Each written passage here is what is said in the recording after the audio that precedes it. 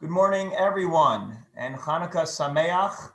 We're so happy that you're able to join us this morning for this very special program, which is part of our Sunday morning Zoom guest lecture series this morning.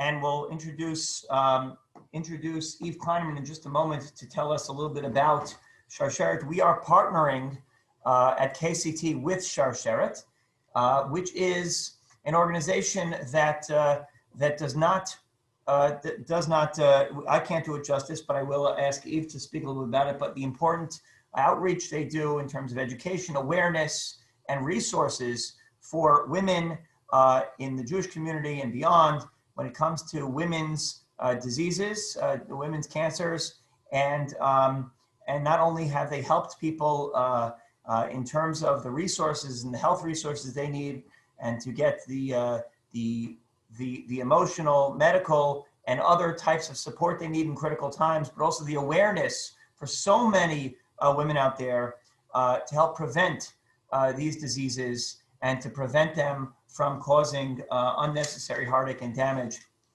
It is so important that we have organizations like Sharsheret, and I'm so grateful that Eve and Sharsheret have agreed to partner with us. Before I introduce Eve and then afterwards our guest speaker, I want to thank Alyssa Zephyrin for helping put together this morning's program. Eve is the Illinois Regional Director of Sharsheret, and I want to ask her to take over the microphone for just a moment now. Thank you, Rabbi Gelman. Thank you for partnering with us. Thank you for inviting Sharsheret to be a part of this important program. We are, just by way of background, to talk about Sharsheret. Rabbi Gelman did a wonderful job to introduce. Sharsheret is a national organization that is focused on breast and ovarian cancer, supporting the Jewish community for those who are facing either breast or ovarian cancer or at an increased risk of having breast or ovarian cancer. We help not only women who are facing the disease itself, but also their family members, caregivers, and the entire community as it relates to genetics awareness and cancer awareness. We opened up a Chicago office in late 2018, so just over 2 years ago. And we have been focusing on awareness in the local community since then, although the organization has been around for 20 years nationally. What we are able to do is provide education to the community so that individuals can go into health decisions and conversations with their doctors with the utmost awareness, and then also help individuals who are facing breast or ovarian cancer or making decisions based on their risk or their genetics as well. We have 11 social workers on staff as well as a genetic counselor. All of our services are free, and we are happy to provide any guidance to anybody who might have questions or concerns, whether that's for yourself, for a family member, for a friend. We are always here to provide support. You can reach out to me personally or on our website at sharsheret.org. You can always reach out to the local office or to the national office, and we will get you the support that you may need. On a brief educational note for this morning, we're going to hear from Beatie Deutsch, who is amazing and is going to speak about her experience as well as, health and transformation, which is fabulous. And so I want to use this morning as an opportunity just to remind everybody that, for the last 9 months, what we've focused on as the world essentially is COVID. And that's really what we've been thinking about. You wake up in the morning, you think about whether you have a symptom here or there. Do you need to be concerned about having COVID, transmitting that to somebody else in your family or your school or your work? And you may not be thinking about other health related concerns. And so a lot of things have taken, a back burner for the last 9 months, which, since we don't know when COVID is going to end, I hope very, very soon. But since we don't know when this is going to end, we have to also remember to focus on our other health concerns. So if you take a moment and think about what are the routine medical appointments that you would have had over the last 9 months. Maybe you didn't have because the doctor canceled it. Maybe you didn't have it because you canceled it. You were concerned about going into a medical office, being exposed. Take a moment, review what that might have been over the last 9 months or what you should be doing over the next 6 months, and make a list of those appointments and try to get them back on the calendar. Whether that is going to the dentist or going to your internist for an exam, or from the Sharshara perspective, if you're a woman who has delayed getting a mammogram or other screening related testing, now is really the time to reschedule those appointments. I know that it seems incredibly scary to go into a doctor's office to go for those types of screenings, but because so much can be life-saving, life is still going on. Cancer is still happening. Other health-related concerns are still happening even while COVID is going on. So while I don't want anybody to be reckless about it, if you have symptoms, if you're concerned about a particular office not having precautions, absolutely, take every care to make sure you're not exposing yourself to COVID. On the other hand, don't leave behind the everyday medical concerns. Don't cancel your mammograms. Don't cancel your general health screens. Make sure you're talking to your doctors, because that way you can maintain your health in non-COVID ways as long as the pandemic is going on. So just with that reminder, if there are any concerns that are related to women's health, breast cancer, ovarian cancer, or genetics relating to cancer, please feel free to reach out to either me personally or to Sharshara generally, and we can definitely get you support or help or guidance that you may need. And again, thank you, Rabbi Gelman, for partnering with us on this, and I'm very excited to hear from Beatie. Thank you so much. Just to introduce our guest speaker today, Beatie Deutsch. I think she's arrived from traffic and now she's, in a home, it looks like, which is great. I'm going to turn it over to her in just a moment.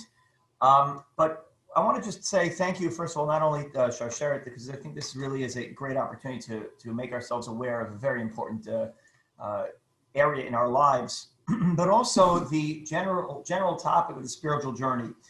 This morning's speaker is a little different than some of the other guest lecturers in our series. We've heard from world-class Talmidei Chachamim, musicians and motivational speakers and professors and educators and Rosh Yeshiva. This whole series really is about bringing some of the most interesting and important voices in the Jewish world today to our homes in a way that's meaningful, and we can't have them live in our shul. So the next best thing, in fact, an opportunity to bring speakers that otherwise we wouldn't have been able to bring into our shul, presented itself.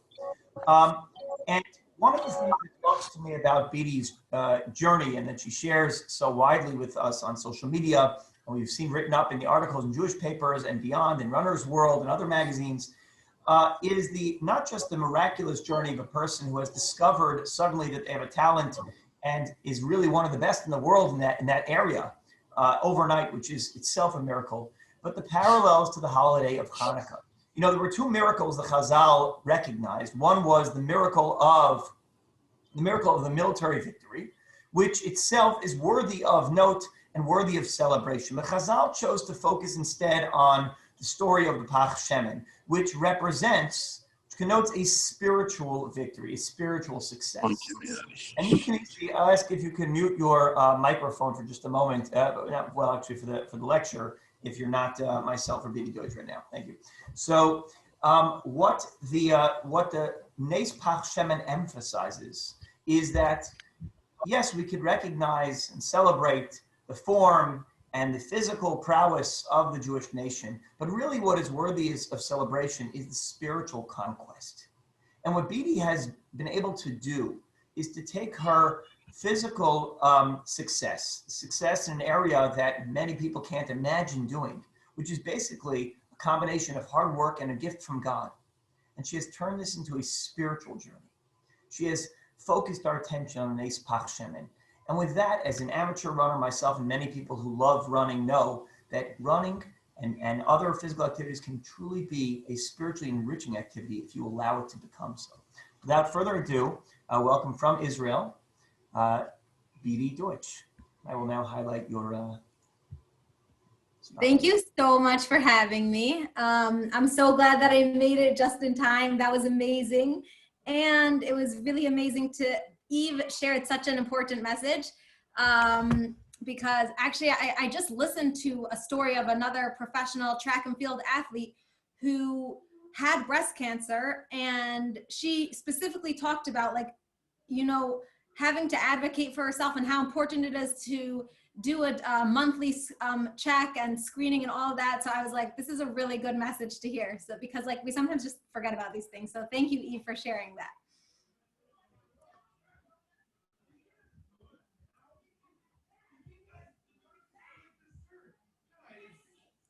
Am I not being heard?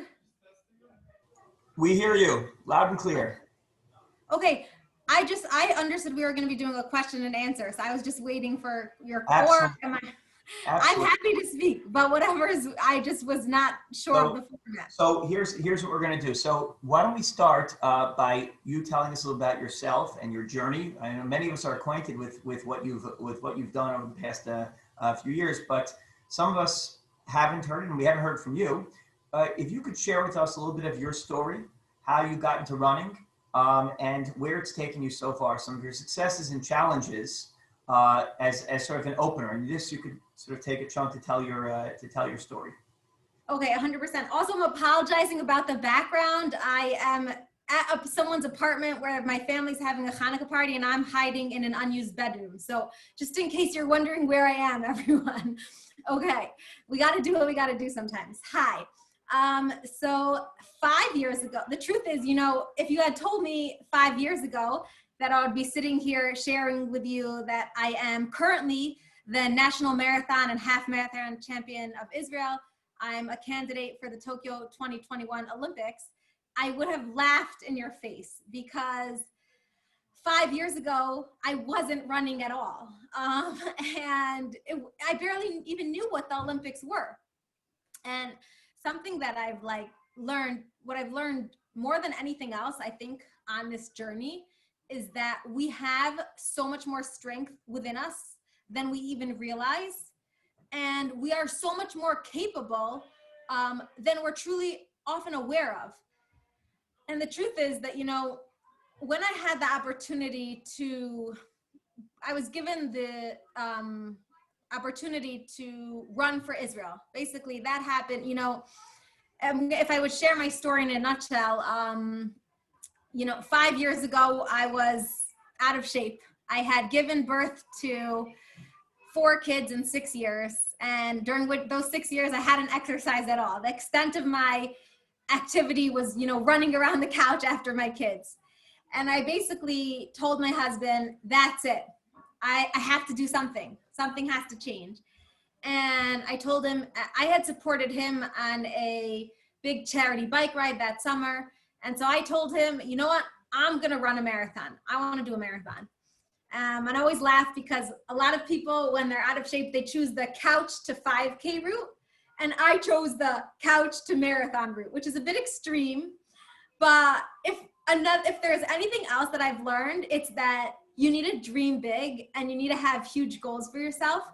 And one of the craziest things that I've really seen is that every goal I've set for myself, which I at the time seemed so almost impossible, not only did I reach, I would hit and then realize, wait, I can do more. I can go further. And that comes back to what I said in the beginning, that we truly are so often unaware of what we are capable of the strength we have within us. And it takes putting ourselves, stepping out of our comfort zone, going through challenging situations, pushing ourselves past our limits to uncover that. So I said, I'm gonna train for a marathon. I gave myself 4 months to train for it. To make a long story short, I basically had no time goal when I signed up for the marathon.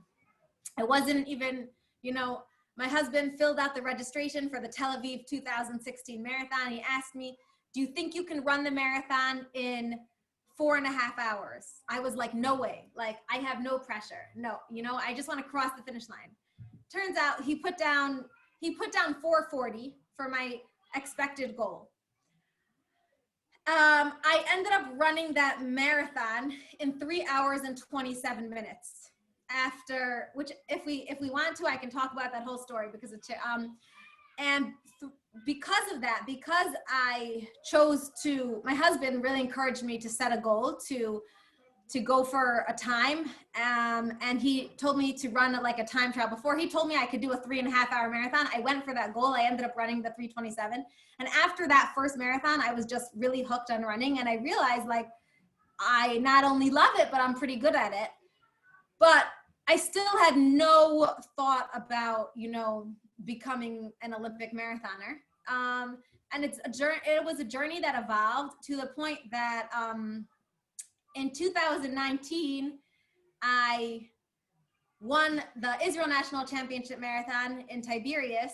And that after that is when Israel asked me if I would become, a candidate on the Olympic team.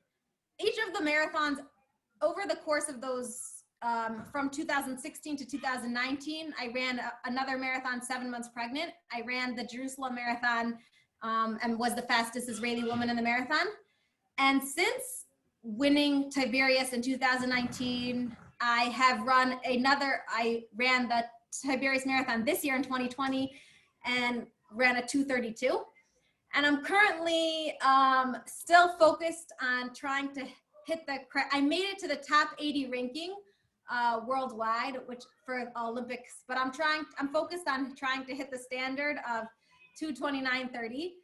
And I don't know yet when that next marathon is going to be. There's so much to unpack with everything I said, but that's just kind of like a little introduction to who I am and what I've been doing.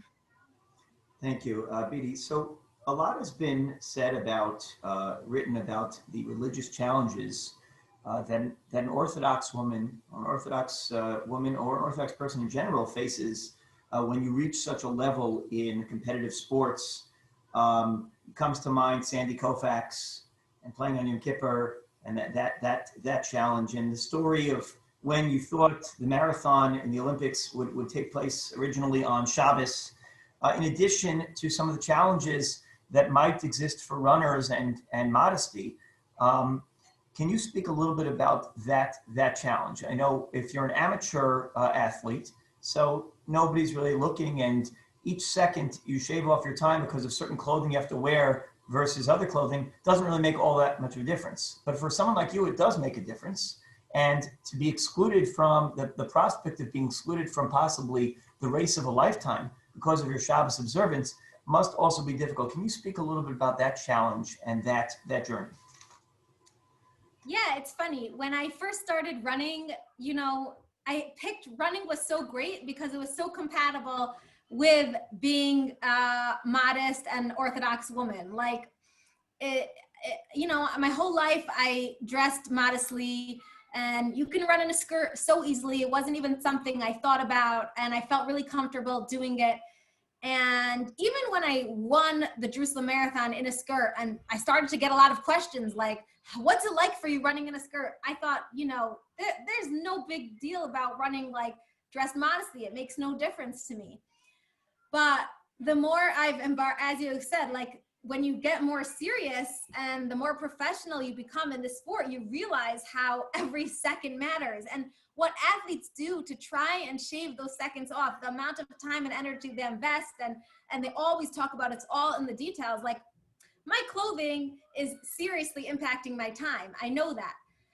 So as I've gotten more serious, it's definitely become more of a challenge for me. But to me, what I've always strived for in my life is like to live with that purpose of like whatever I'm doing here is to bring God's presence into the world, to like my life is going to revolve around my observance of Torah, my fulfillment of the mitzvot, my ability to serve God in the highest way possible for me. Like that's what I want here.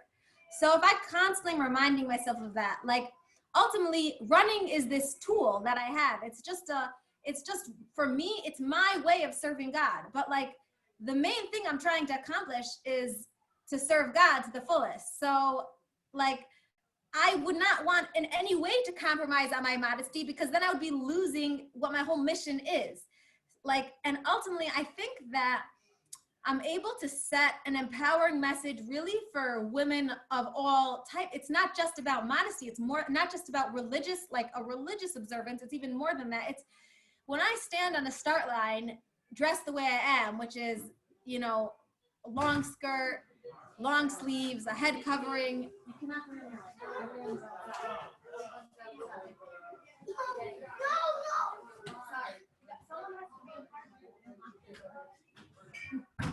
I'm so sorry. I should have locked the door. People see that even at the highest level of sport, you know, there's something even more important than potentially like being the best, like winning in that sport. It's your values. And I also think it sets an example of, you know, there's not one way you need to dress as a runner. Like many women sometimes feel like, what if they don't want to wear those bikini bottoms and tank tops when they run? Like, what if they just want to feel comfortable? And there's not one way you have to look. And I want to break that stereotype also. At the end of the day, something that people have asked me, you know, I've got asked this question a lot. And I remember I was thinking about it because, like, when you're, you know, professional athletes are dressing the way they are to do their job in the best way possible. Not because they want to show off their body, because this is just the best way you're going to achieve your times the fastest if you dress that way. So it was like, I was thinking, you know, why is it immodest? But maybe I don't necessarily always have a good answer for myself and to answer that. But what I do know is that I always want to remember who the source of my strength is. Like, ultimately, it's not me. Even though as an athlete, you have to work so hard. You have to train so hard. You have to give it everything you possibly can. You have to put in the maximum physical effort. As a believing Jew, I know that at the end of the day, I can make all the maximum physical efforts I do, but it's really in God's hands. He's the one who's allowing me to do what I can. And when I'm dressing modestly, modesty, humility, it's ingraining in me this trait that I want, the trait of humility, to know that I can't take credit for any of my accomplishments. It's not mine, it's Hashem's. He's the one who gave me this gift. He is the source of my strength. So every time I am running dressed in modest clothing, ultimately I'm reminding myself who really is the one who powers me, who really is my strength, and and it keeps me in check. And that's what I tell myself when I struggle with wondering why I have to wear leggings that are longer than my knee, and why I need to cover my elbows, and why I recently started cycling and the skirt in the cycling is really hard. And I'm even thinking about doing triathlon in the Olympics in 2024, and I don't know how I'm gonna do it, but that's what I tell myself. When it comes to Shabbos, I also, in the beginning, I thought Shabbos and running, no issue. All the races are always on, in Israel, they're always on a Friday, and the international marathons, they're always on a Sunday. Like, it's not a problem. And yet, the biggest opportunity I'll ever have, like the 1 year that I come and qualify for the Olympics, it's on Shabbos. And I remember when I found that out, like, it wasn't supposed to be on Shabbos. They moved it. They moved the date because they moved the location, and the women's marathon, the only event I care about, got moved to Shabbos morning. And I remember I was so disappointed in the beginning, like I felt my heart sink. But when I thought about it, I thought, you know, this entire journey has been so orchestrated by Hashem, every single step of the way. Like, everything I've experienced, complete miracles. And it's very possible that Hashem brought me all the way here, so close, only to say, like, the greatest thing I'll ever be able to do here in this world is say, I'm not going to participate in a race on Shabbat. There's something even more important to me than being on the most elite stage in the world, and that is my observance of Shabbat. And I really have come to, like, complete acceptance that if that's what I'm going to be able to do, like, this is the greatest opportunity for me. Not that I don't want to qualify and be an Olympian. I do, but I want to be able to, you know, serve Hashem the best way I can. And if that's my merit here in this world, like, I'll be proud to do it for the Jewish people. Thank you, Beatie. I think that answer on both of those counts really encompasses what the today's Daf Yomi mentions. Shimon Hamsuni Keshem Shemekablim Schar al Hadrisha Kach Mekablim Schar al Aprisha. Sometimes God rewards you for pursuing a goal, and sometimes God rewards you for refraining from that goal. And especially during COVID, when so much of what all of us is doing is just facing this wall, and we have to just stop for a moment, causes to reflect on the very value, and you really put that in such a beautiful way. I received a question here. You could text me a question if you have. We don't, for safety reasons, privacy reasons, we don't have chat available on the on the Zoom call, but you could text me privately if you like. Beatie, how do you balance your training with raising your children, family needs, etc.? Especially as we saw a beautiful example, one of your children, who came in. I wouldn't have minded personally if they would have joined the phone call also, because that's really part of the inspirational story that is yours. But how do you balance? And there's so much pressure on everyone, but specifically women, because you have this expectation to be not only a mother, not only keeping the house together, but also to be a professional in the world, and in your case, to be the best in something in the world. So how do you balance that extraordinary pressure and try to keep it all together? I also get asked this question very frequently. And the funny thing is that I find it easier now to balance everything than when I wasn't a professional athlete, because I used to, when I first started running, I was working full time. I had 4 kids, then 5 kids, and I was still trying to run a lot because I enjoyed it and I liked it. And it was really hard to balance it all. And when I got the opportunity to give up my other job and just focus on becoming, just being a professional athlete for my career, it really afforded me a lot more flexibility, because I cannot train all day, especially as a runner. There's only a certain amount of hours you can put in, because your body can't take more than that. So I'm really able to balance my schedule much more. Like, I'm training when my kids are in school, and I try, and also the goal as a runner is to get as much recovery as possible. And so but that's really good as a mom also, because I need to make sure I get enough sleep. And so when I'm doing that, then I'm naturally a better mother. I think obviously it's a lot harder for me to balance everything I'm doing than most other professional athletes who don't have children. But one of the things that I've learned is that if you want something badly enough, like if you want something in your life, you will find a way to make it happen. And I think as mothers, what we need to do for ourselves is prioritize. What are the most important things that matter to me? And that's what I'm going to focus on. And I've always been very single-mindedly focused on the things that matter to me most, so that I can accomplish those things. And the things that matter to me most right now are my family, to be there for my kids, to be the best athlete I can be, and to be the best Evet Hashem I can be. I have those 3 goals. Anything else that's not related to those goals falls to the wayside. And that means that I'm able to, in order to accomplish what I want, I take my priorities, I then think about my week, I think about my days, and I'm like, I really try and maximize my time in the day. That's what I did when I was balancing my full-time job and running. I would do that. I had every single minute of the day calculated, and I didn't really have a lot of downtime. And I'm not a person when I'd be on podcasts and they'd ask me, what TV shows do you watch? I was like, none. I never go on Netflix. Maybe if I'm on a treadmill, because it's raining. But I think that at the end of the day, as mothers, it's so there's not one way to do it right. There really isn't. And it's so important not to live with guilt. To me, that's a huge thing. So what that means is when you're doing what you need to be doing, be wholeheartedly there, be present there. If you need to go to work, don't go to work and feel bad that your kids are with a babysitter. When you're at work, do what you need to do because you're enjoying it and because that's what you're there to do. And when you're home with your kids, don't be busy thinking about the things that you needed to be doing back at work. Be present with your kids. If you can do that, if you can be wholeheartedly in the moment, and this is something I totally struggle with and I've worked on a lot to be present with what I'm doing. But that, I think, is the secret to accomplishing and balancing it all.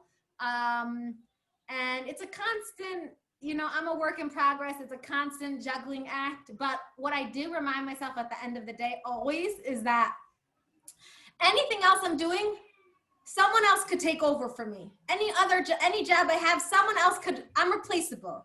But there's no one who could replace me as a mother to my children. There's no one else who could fill my shoes in that job.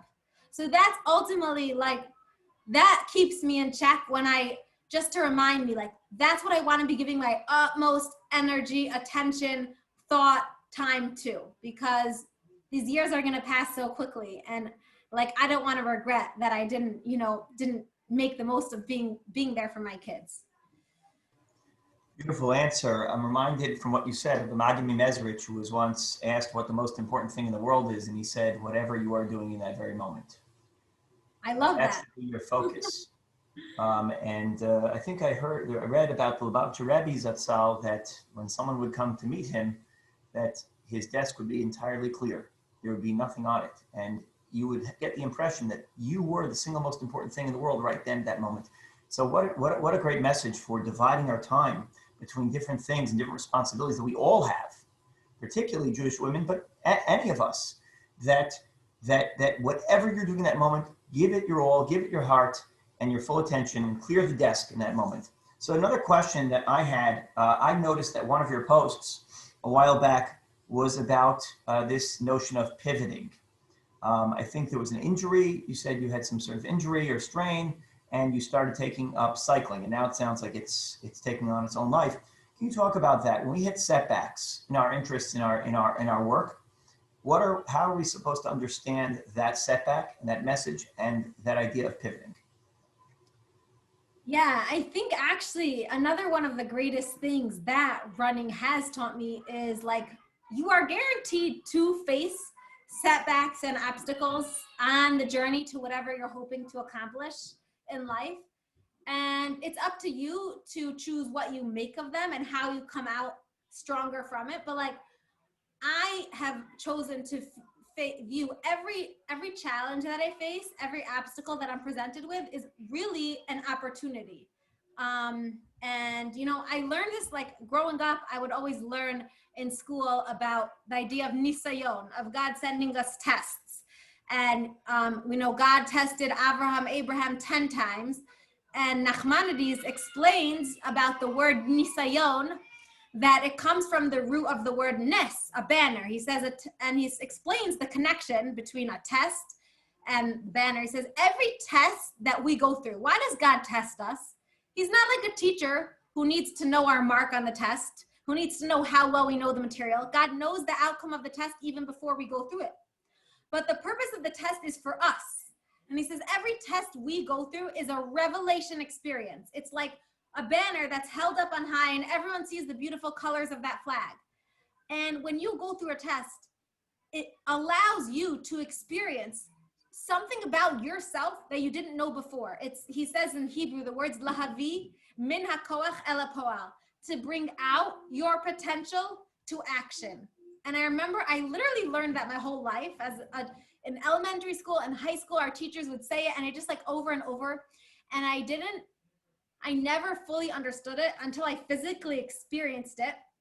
My very first marathon, actually, when, remember, I never wanted to, I had no time goal. I didn't want to push myself. I didn't think that I would be capable of running 4 hours and 40 minutes. And only because my husband encouraged me, and he told me to run a time trial half marathon, which I did. And I ran 1 hour and 41 on that. And then he said to me, you know what, you should be capable of running a 3.5 hour marathon in the full marathon. And not only that, he went out, he bought me a running watch. He told me to go for it. And I remember I was terrified. It was the scariest thing I'd ever done in my life, because if you go out too fast in a marathon, you're going to bump, you'll hit the wall, you're not gonna be able to finish. And I didn't want that to happen to me. And I was taking this huge risk. And when I crossed that finish line in 3 hours and 27 minutes, and at the end of that race, I'd actually passed every single person on the course, because most people, I had started out a little bit slower. I'd been cautious, and I had gotten progressively faster. And I realized, only because I put myself in that position of it, and only because I went through this challenge, this test, did I uncover the gift of running that I had within me. It changed my entire perspective on life. And now when I face an obstacle, the first question I ask myself is, what am I going to learn about myself that I didn't know before? What am I going to uncover of my personality, of who I am, that I didn't know before? How am I going to come out stronger from this? How is this going to help bring me to becoming the best version of myself? Because I know that that everything God brings us to, even the tiniest little things, they are there to help us become who we're meant to be in this world. They help us refine ourselves. They help us develop our potential. And so like Rabbi Gelman explained right now, actually, you know, this entire year, we haven't had any races since March. And actually, after I ran the 2:32 in January, I was planning on running a marathon in Rotterdam in April. And that was where I was going to run the 2:29:30. And I was perfectly like on track. My workouts were going amazing. And then Corona came and everything was shut down. And I continued to train, I had to stay in shape. And I, over the summer, was able to do very small, very short distance races, like 800 meters on a track, 3,000 meters on a track, crazy things I never do. And I was healthy. And I had the goal to run in December in a marathon that they made an exception for me. They were only taking 50 elite runners in the States. I don't live in the States. They were going to let me come even though I was in Israel. They said I could do it. And then I got injured. Like, I was healthy the entire year when all the races were canceled. And then right when I finally have a race, and this is important, this is like everything I'm doing, like I had a stress fracture in my left leg and I wasn't able to run. And I'm not able to participate in that marathon. And I remember, like, it was disappointing, but it was also just so clear to me, like, this is an opportunity for me to, like, get stronger. And this is exactly what Hashem intended for me. And I decided to, you know, like, to pivot, to make the best of it. And I totally, like, I was lucky enough to get a road bike from someone, and I started cycling, and I've been swimming a ton. And I realized, wait, I'm also really good at cycling and swimming. Maybe I should even go into triathlon. I don't know yet where it's going to take me exactly, but I do know that I've been able to stay really positive and maintain my aerobic fitness. And I'm now currently getting back into running, and it's really going much faster because I was able to do all of that. And it's just it's taught me something so important for life, that when you face those difficult moments, when everything you hoped and dreamed and planned for seem to be falling apart. And I know that we all face those moments. You always have two options. You can either, say, oh my gosh, I might as well give up. Like, there's no point. It's not working out. Why bother trying? And have you ever noticed, like, the second you let that negative voice in, how quickly it just spirals downward from there? Our mind is so powerful. You're tired while you're running, and you all of a sudden admit to yourself you're tired. You won't be able to move nearly as fast as you were doing before, because now you're tired. Like, now it's over. It's crazy. Or that's option A. Or you have option B, when you hit those moments where you really begin to start giving up. And you could say, you know what, this is hard, but I am going to focus on seeing the positive in every single thing. I'm going to stay as positive as I can. I am not going to let this get in my way. And I guarantee you, whether it works out or not, you will always come out a winner, because you will have changed as a person. You will have become more resilient. You will be able to face the next challenges with more strength. You will have become a more positive person. And I honestly, like, even though this was the biggest, like, disappointment of the year, I really enjoyed myself. Like, I felt like it was just a gift from Hashem. Clearly, I needed to take a break. My body wasn't performing the way it wasn't up. It needed downtime. And being able to cross-train in this way has been a really good thing for me. And I ultimately know and believe that Hashem will help me find the race and the right time. And this is just one important stepping stone along the way. So that's my outlook. And maybe it's something you could incorporate in your life when you face, you know, those difficult moments.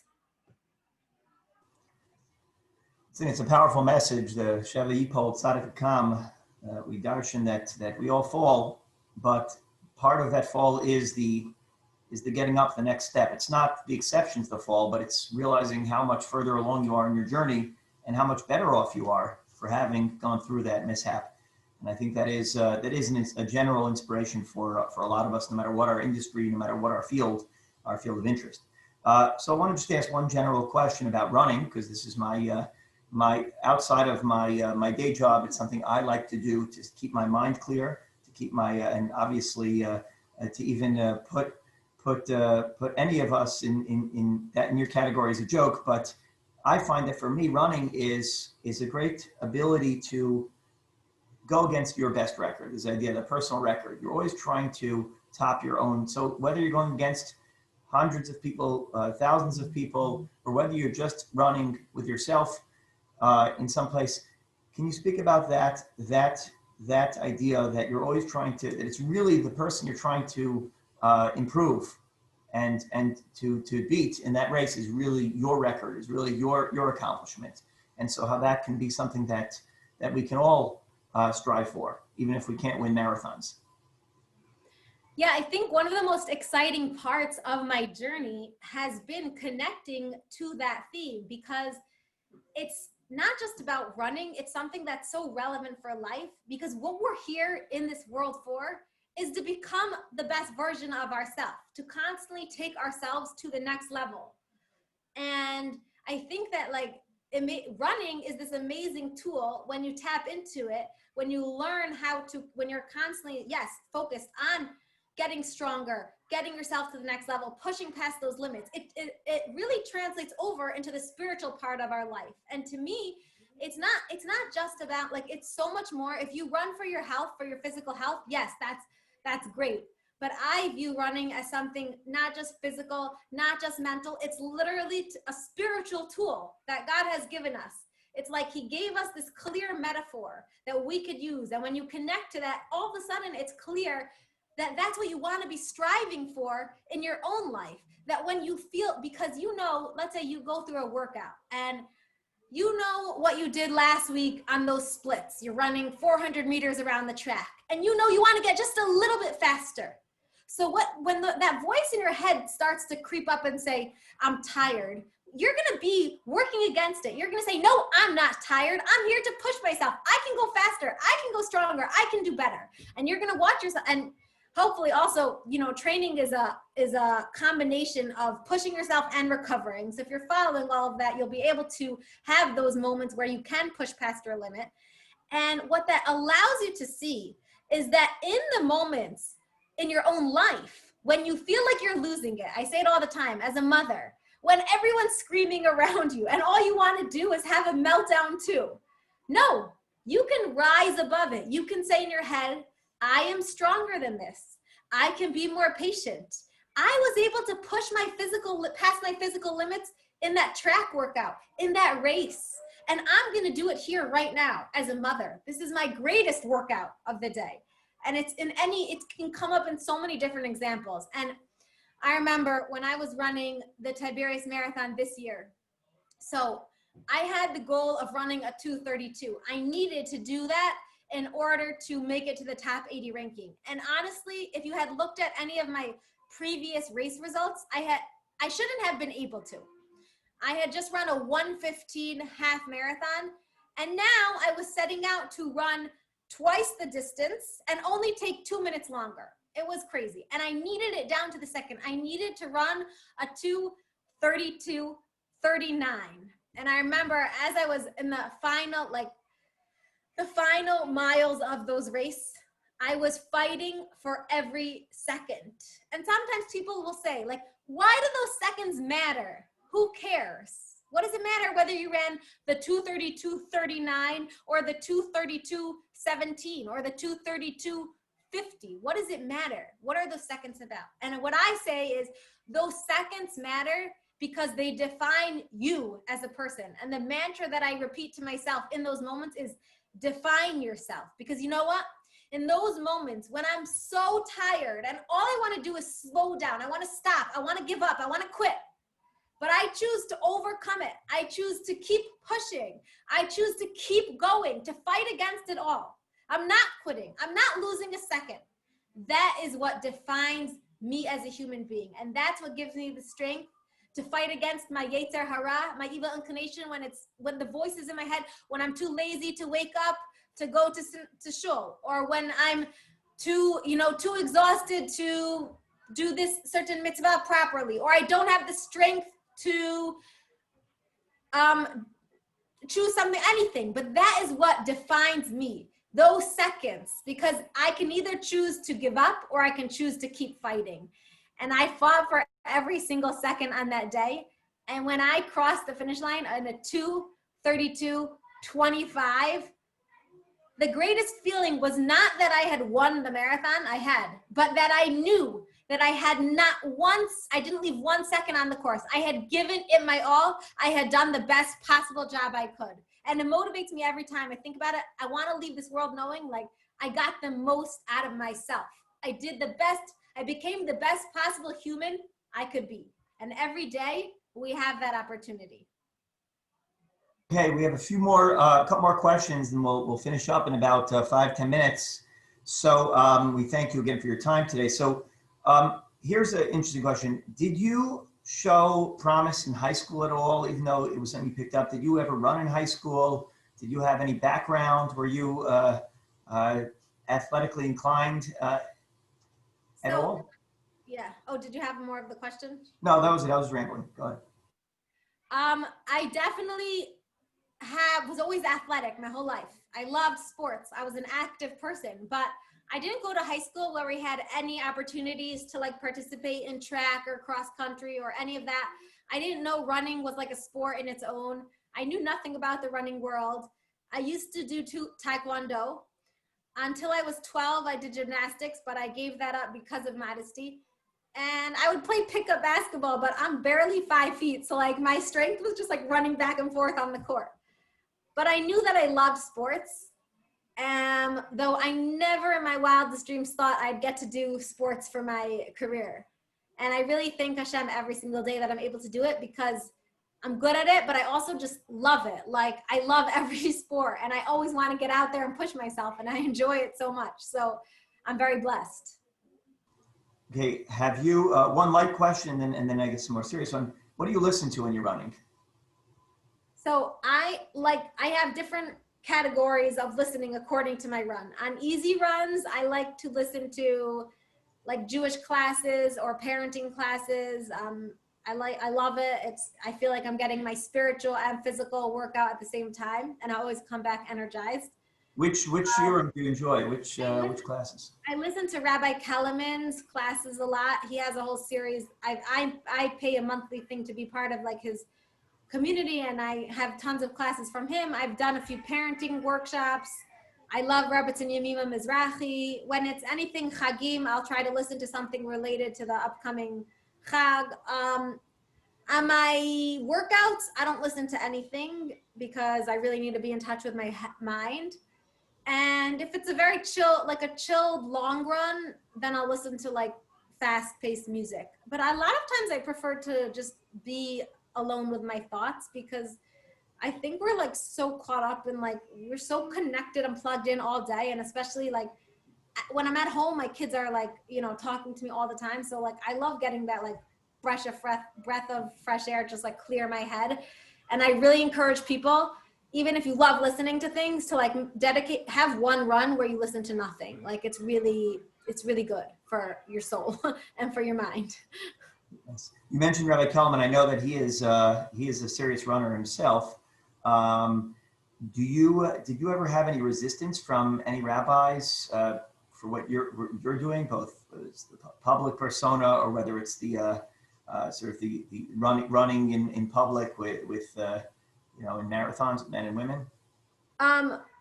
When I made a decision to like become a professional athlete, Rabbi Gelman is my Rav and mentor. So like I turned to him, I asked him, is this something like acceptable? Should I do this? And he really encouraged me to do it. He's answered any question that comes up. For the most part, like, people have always been very positive. I think that in Israel, in the Haredi community, it's not necessarily so accepted. I don't like to talk about negativity, so like I try not to like focus on that, you know. Yeah, I've gotten a few negative responses from some people, but to me, that's just because what I'm doing is new and different, and it's going to take time. And I think ultimately, when, like, I've seen, even in the past 3 years, I've seen a lot more women out there running in skirts. And I always encourage people, like, if a woman lives in a really religious community, like when I used to live in Jerusalem in Har Nof, I never ran in the streets of Har Nof because I didn't feel like it was respectful to the community. So I found there were a lot of other places to run.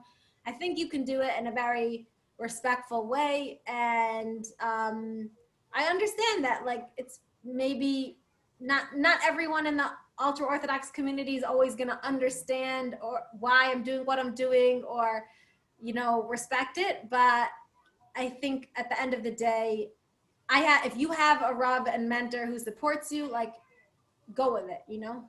That's a very important message that you said there, that I think that's something we all need to hear a little bit. That is that there could be people who maybe don't accept our Ashkafic approach or the halachic psak that we receive.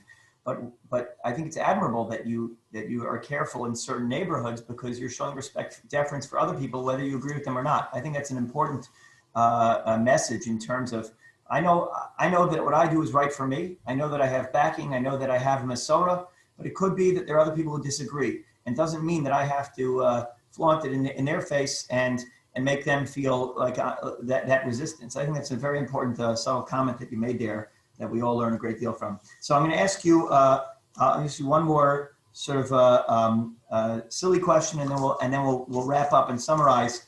So you're at a Hanukkah party. You're going to have some sufganiyot. I'm actually gluten-free, so yeah. So I don't know. I might try and find a gluten-free donut over Hanukkah. I'm not sure tonight's going to be the night. Very good, very good. So just to summarize, I think I want to thank Beatie. I want to thank Eve and Sharsheret for helping put this together, and Alyssa Zephyrin for making the shidduch here in terms of this morning. But I want to summarize some of the key points you hit upon just for our group and those who will be watching this video later. You spoke about the idea that recognizing that this is really a gift from HaKadosh Baruch Hu, the idea that a Jew must never say, that my own strength and perseverance and natural talent didn't make me this creation. It's HaKadosh Baruch Hu, and recognize that. And therefore, when you hit setbacks, you recognize that those setbacks are also a message from God, and those are bringing the best out of you and here to teach you a lesson. You talked about balancing, the balance that anyone must do today, especially a Jewish mother, and how whenever you're engaged in something, you have to give it your all. You have to give that your focus, and that's the most important thing. We talked about the Magni Mezrich. It's the most important thing that you're doing in that moment. We talked about modesty and the important message. I think that you are a role model for so many people, so many Jews out there, that pursuing your best in anything doesn't mean you have to compromise your own standards.